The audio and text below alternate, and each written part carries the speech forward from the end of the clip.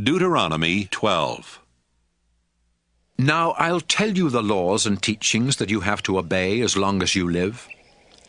Your ancestors worshipped the Lord, and He is giving you this land. But the nations that live there worship other gods.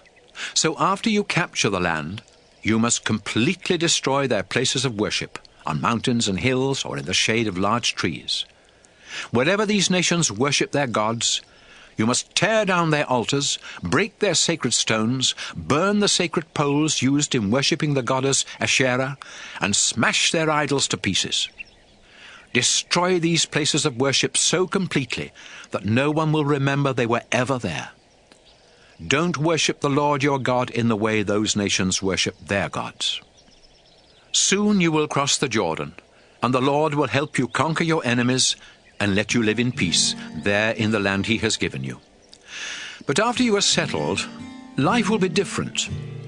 You must not offer sacrifices just anywhere you want to. Instead, the Lord will choose a place somewhere in Israel where you must go to worship Him.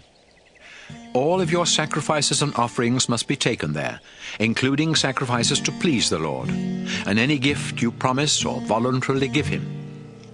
That's where you must also take 1/10 of your grain, wine, and olive oil, as well as the firstborn of your cattle, sheep, and goats. You and your family and servants will eat your gifts and sacrifices and celebrate there at the place of worship, because the Lord your God has made you successful in everything you have done. And since Levites will not have any land of their own, you must ask some of them to come along and celebrate with you.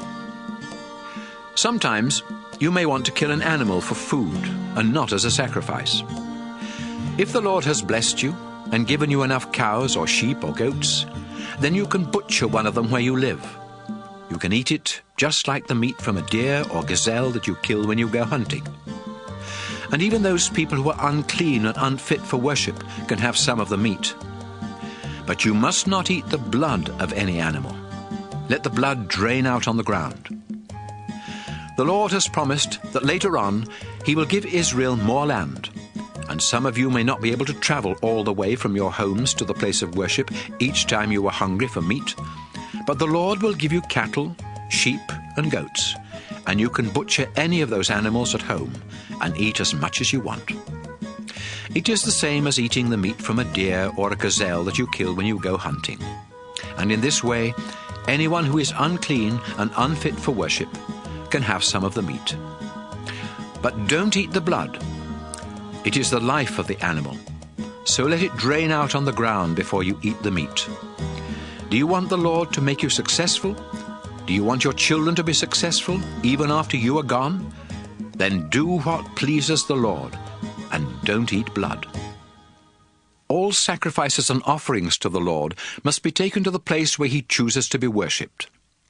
If you offer a sacrifice to please the Lord, all of its meat must be burned on the altar. You can eat the meat from certain kinds of sacrifices, but you must always pour out the animal's blood on the altar. If you obey these laws, you will be doing what the Lord your God says is right and good. Then He will help you and your descendants be successful. Israel, as you go into the land and attack the nations that are there, the Lord will get rid of them, and you can have their land.